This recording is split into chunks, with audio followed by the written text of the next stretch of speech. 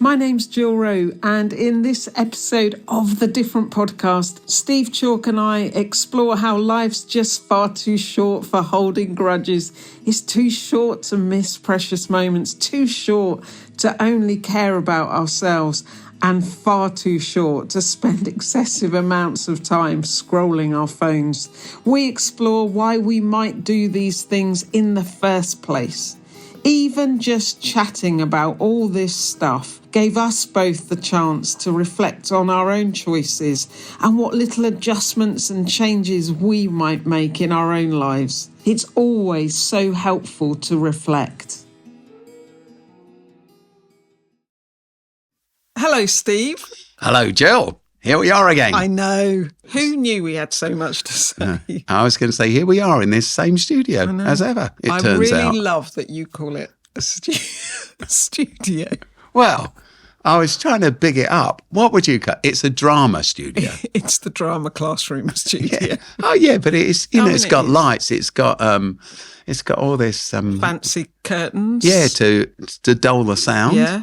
It's no echo. It's all blocks. Black. It's all dressed in black. It's drapes and all the rest of it. It's a studio. A couple of brooms in the corner. Yeah. We're made up. No, brilliant. Well, it's great to see you. How's your day been? My day's been frantic. It's been busy and it's been long. I got up at 4 o'clock this morning and I've been working ever since and I'm starving hungry. But I'm glad to be here. Did you not get lunch? No, not really, because it was all on the hop. Okay. It's like you're in this meeting, you're in that meeting, then you got to get to this one, then you got to get on the bus, you got to go there and you're going to do this and do that. And I will enjoy a meal tonight. I'm sure there'll be some good food when I we get hope there'll home. be some food. Otherwise I won't be able to sleep. So there's this phrase, isn't there? Life's too short to... So I wondered... When you hear that phrase, what do you think? Life's too short to... What springs instantly to mind for me, which will upset a lot of people, life's too short to watch EastEnders. Like, I know people, friends of mine who love it. Like, for me, this isn't a judgment. What a waste of your life and how miserable it is. And I sometimes catch the end, I turn on the telly or I get in, flick it over and it's always duh. And someone else has ended their life, ended their marriage, walked out on somein, been involved in a car crash, a bus crash, a murder, etc. You think, who are these people? There's a lot of passion. I know, but you could be doing something useful. I know. This is the thing, right? Well, that's what I think. But, forgive me for saying that, everybody, because I know EastEnders is a wonderful, what is it? Soap opera. No, yeah, but it's about real life, except, of course, it's not, It gives you something to talk about down the pub or whatever. Yeah. Life's too short to watch EastEnders. Life's too short to complain all the time. Yeah, or support Man City. Oh, support Palace, a long-term team building with hope. Southampton, what a disaster! Oh, yeah, well, it is. How many points you got? 6. We've had 6 for a number of months. And you probably still have 6 when this goes out. I think that's it. I was thinking about Southampton this morning, actually. Yeah, I was, because I watched Match of the Day too, and you lost yesterday. Yeah, thanks. You scored twice, though, and still lost. Yeah, but I thought, you've only just got back up in the Premier League and you're going back down, aren't you? Because we offload all of our great players. There's no way out of it. Thanks, Steve.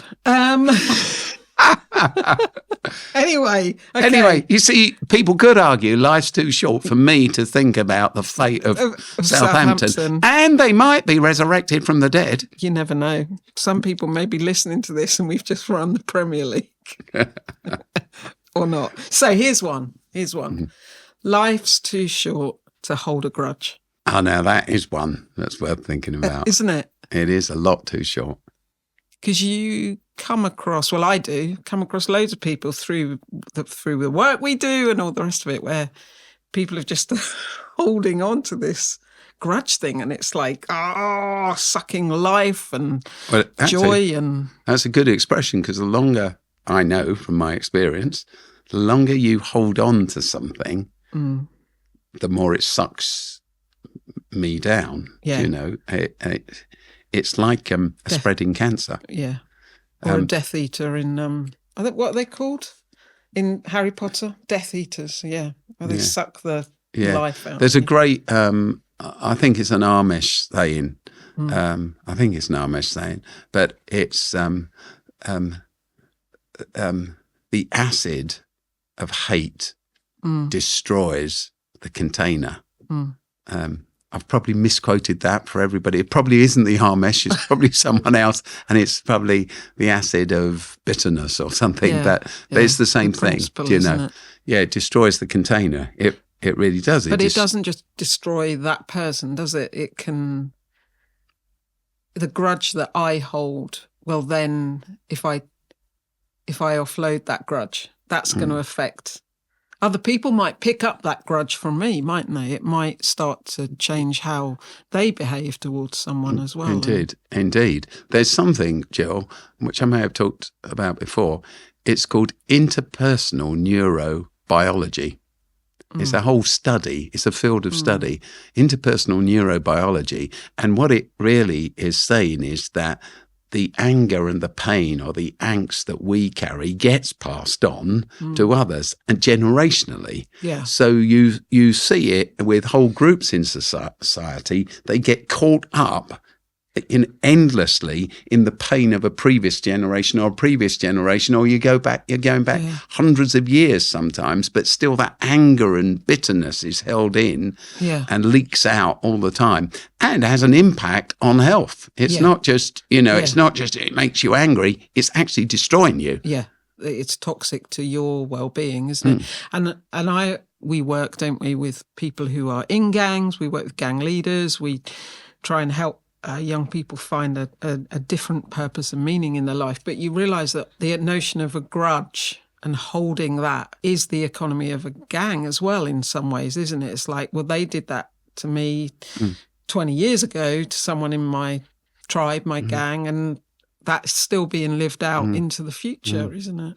And it's the story of geopolitics as well, isn't it? Exactly. Those people did that to my people, and we're going to do that to their people. Yeah. And all that does is breed a new hatred.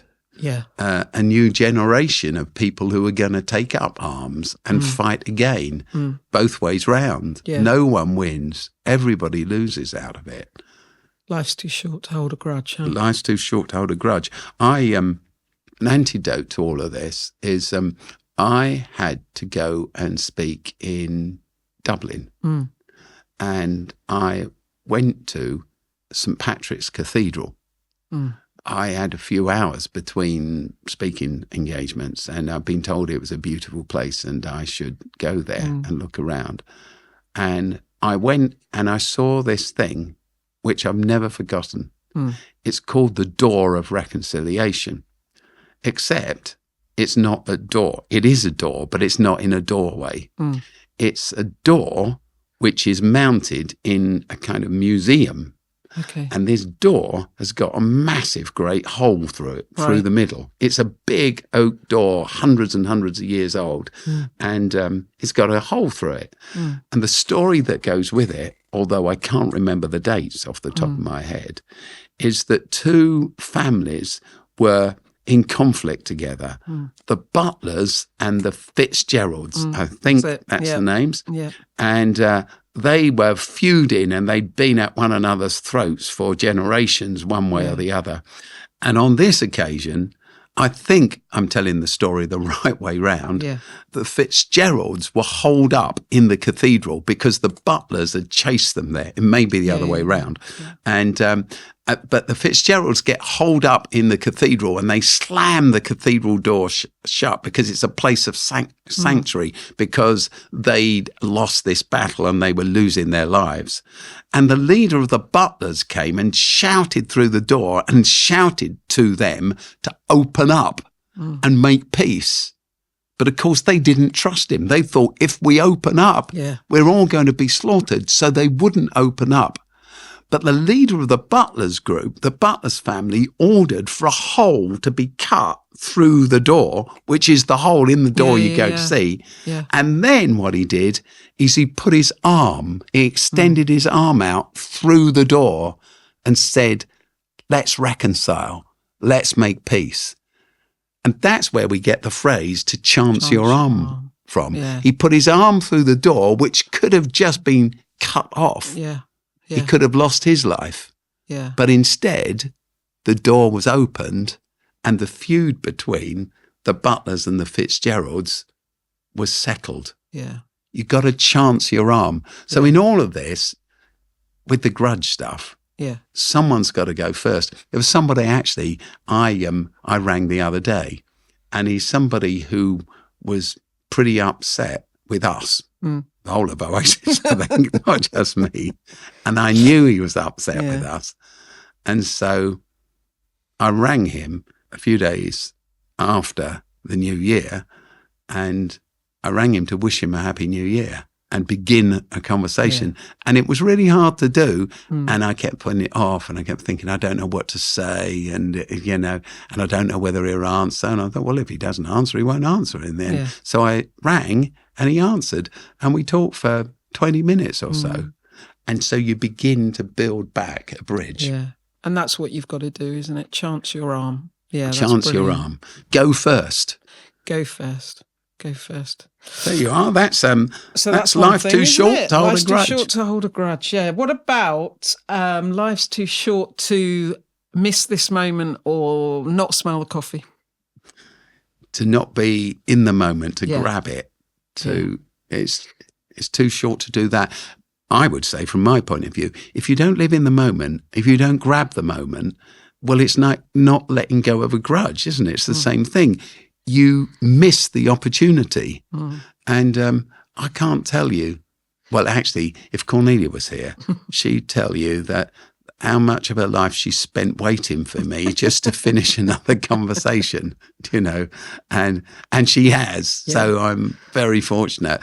But, when I go somewhere to speak or something, she doesn't come with me very often anymore for that reason. She learned. Well, she's holding a grudge.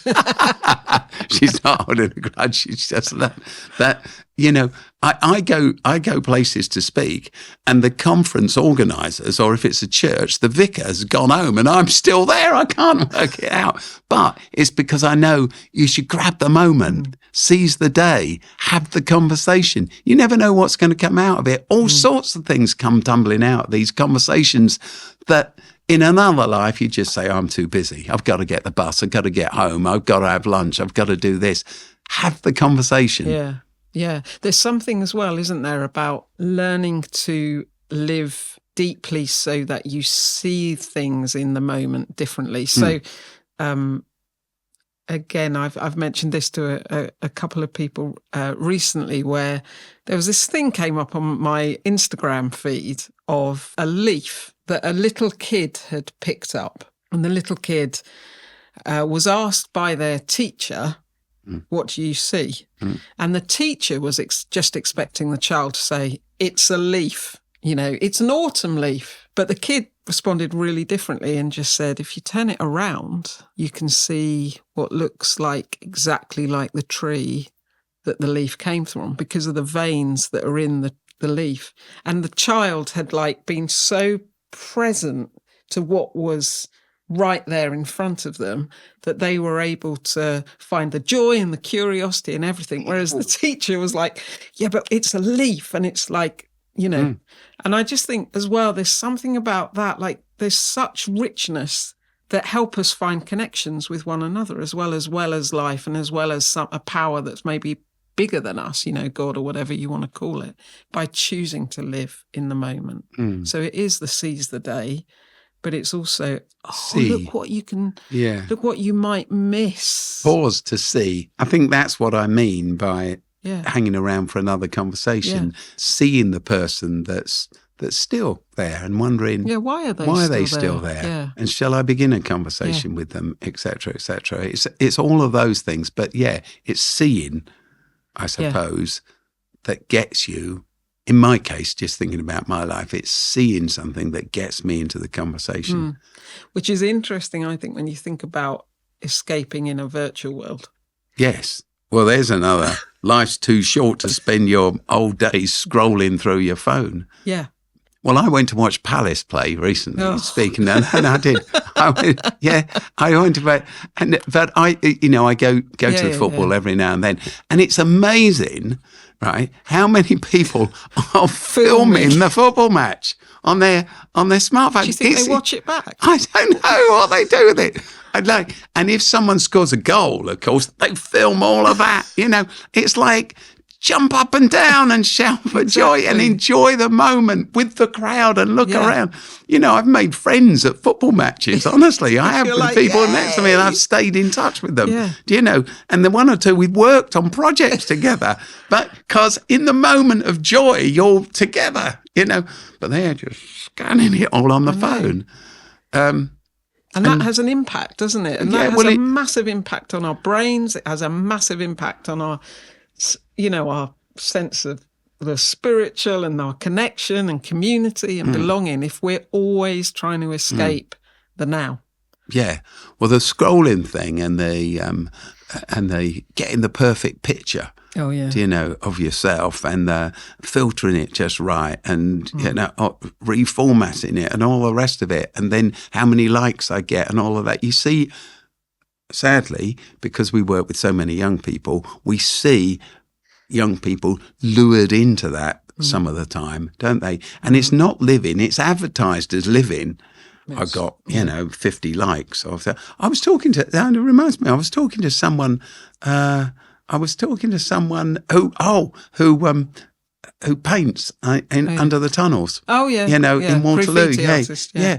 And he Leek said, Street. And I was talking to him on Friday, and he said, before I did this, I only had 53 followers on Instagram. And I said, and how long have you been doing this? Because the pictures don't last long. No. You can paint something up there and somebody paints over it 20 minutes later. He said, yeah, but you see, I take some shots of it and I put them on Instagram. And I said, how long have you been doing this? He said, about 6 months, perhaps 9 months. And he said, now I've got 130 followers. and what a lovely man, what need. Yeah. And to spend all that time getting another 80 followers or whatever. I've got,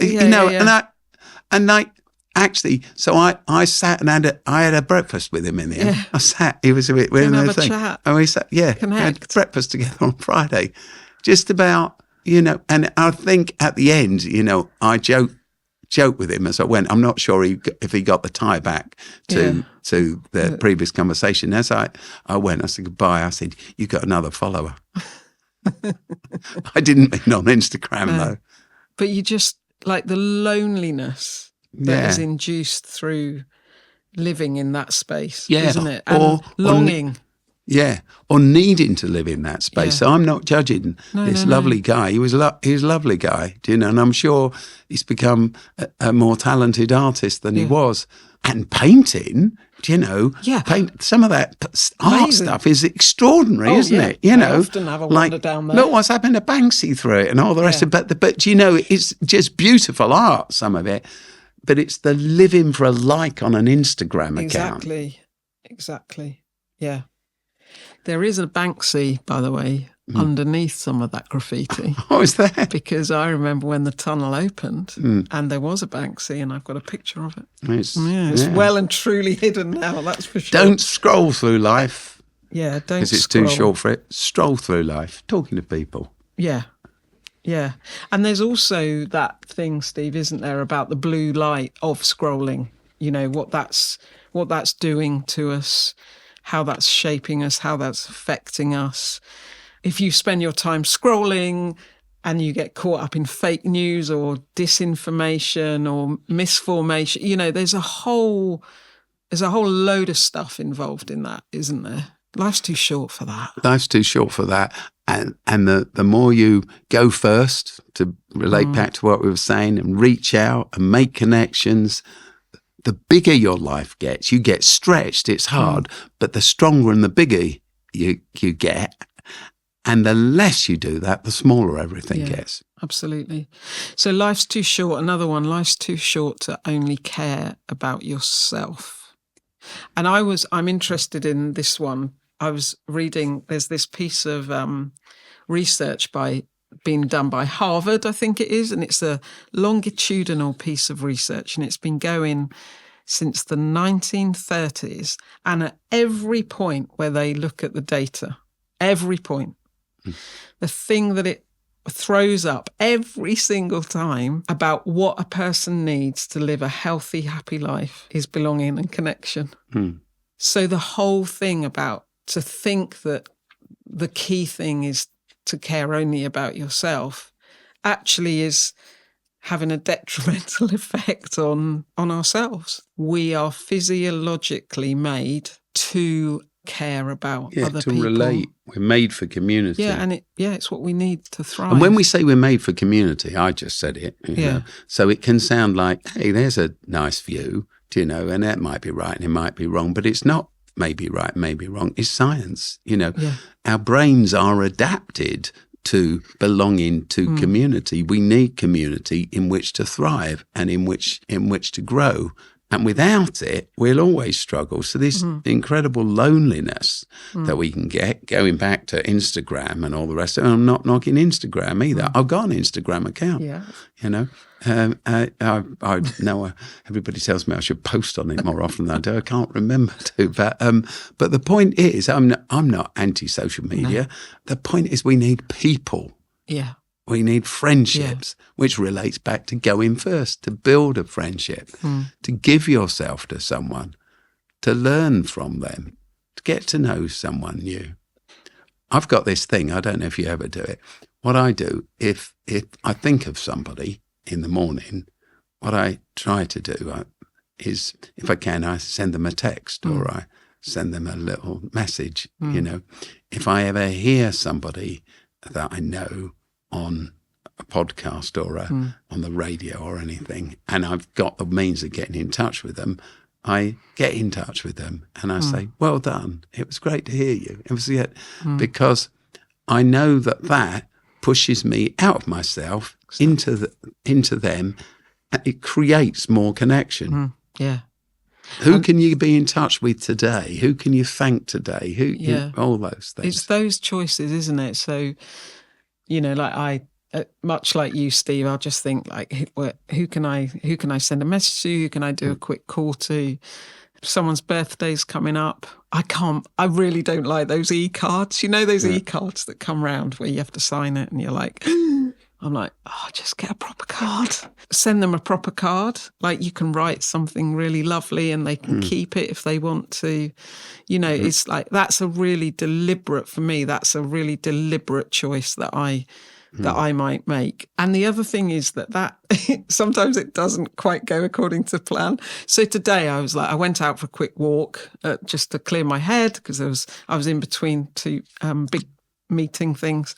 I thought, go out for a quick walk. And I was like, I know, I'll if I see someone who's selling a big issue or something, I'll buy them a coffee and have a quick chat with them. And I had the best of intentions. And I saw the guy outside Pret near our office. And I just said, hey, can I get you a coffee? And he went, oh, no, I'm all right, thank you. So there's this, I said, are you sure? And it doesn't matter that he said no, but I was like, oh, no, it's the right thing to do, isn't it? It's always the right thing because there is something that changes in you, even when you try and reach out to help people or to offer something or to send a card or to send a text, you're being changed in that journey. It's not just what other people may or may not be receiving. So this story is a story I used just this morning on the radio. I had to do a little thing on a radio program, and I told this story, true story, that goes all the way back to 1902.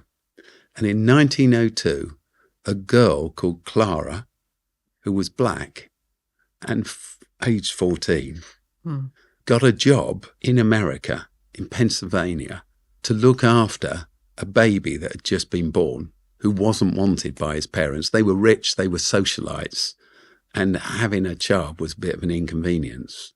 So they paid someone to look after him. But their marriage wasn't particularly happy, and they were both into lots of other things. So at the age of 3, they sent him away to a boarding school. Wow. And they sacked Clara. So she lost her job in a world where there was nothing much going for her.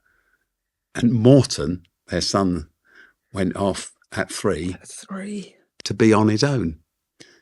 Anyway, a decade later, his parents rarely visited him, but a decade later his mum died. His dad remarried and sold the family house. Wow. So now he had no contact, and even the home he had, such as it was, which wasn't much, had completely disappeared. And this is a true story. A few days after that, a little while after that, he decided to end his life. And he went out into the mountains in Pennsylvania. I don't know if Pennsylvania has many mountains. And he climbed into some high hills into the mountains. And he laid down one night, and he'd taken a bottle of tablets with him. And he decided to gaze up and look at the stars for one more time and take the pills and just drift away. And as he looked up at the sky and the stars, this tune entered his head. He said it kind of invaded him, this beautiful tune, this gentle, soothing tune. And he found himself listening to this tune inside his head. And it was so intense, he says it began to fill him with joy. And instead of taking the tablets, he decided in the light of this joyous, gentle, soothing tune that breathed a new sense of hope into his life, to stand up and walk down the hill and make a plan for his life. In fact, later, he wrote books and he described this as a sacred epiphany, a moment of revelation that gave him purpose. Anyway, scroll on. 70 years nearly, almost 70 years. And Clara is 94 years old. And she's sitting in a rocking chair on the porch of her house and reading the newspaper. And she reads a story about a professor, an accomplished professor who's just retired from Notre Dame University. And it's a glowing report of all that he's done, what he's written. And his name is Professor Morton Kelsey. And she thinks, she does the sums, and she thinks, I wonder if it's the same Morton that I used to look after till he was 3. So she decides to write. And she wrote and said, are you the Morton Kelsey that was born in Palmerton, Pennsylvania in 1902? He was. And they met, and she showed him old photographs that she had, all, faded, of her and him and the happiness he brought her. And he says that in that moment, age 77 by then himself, he realised that his whole childhood hadn't been about rejection. But then, as they were going to part, she said, before you go, can I just sing to you the song again that I used to sing to you every night as I laid you in your bed and as you went to sleep? And she sang this lullaby. And as she began to sing, he realised it was the song that he'd heard in his head that night as a teenager. 10 or more years after the last time she got to be with him. He had no memory of her because he was so young. But he realised that was the song, the same song that had rescued him, that had saved him, that had brought hope into his life. He realised the song that had saved him was Clara's healing tune. And I think that's a brilliant story. It's Morton Kelsey's story. You read his books and things, but it's really Clara's story. It's about everything we've been saying. Absolutely. That little bit of care, love you invest. How could she have ever known that 70 years later, she's going to learn the story about that lullaby not just transformed his life, saved his life, transformed his life, and brought a professor to the world whose life would change so many other people. A little investment can achieve a lot. Don't spend your life scrolling. Yeah. Or holding a grudge. Or missing the moment. Thanks, Steve.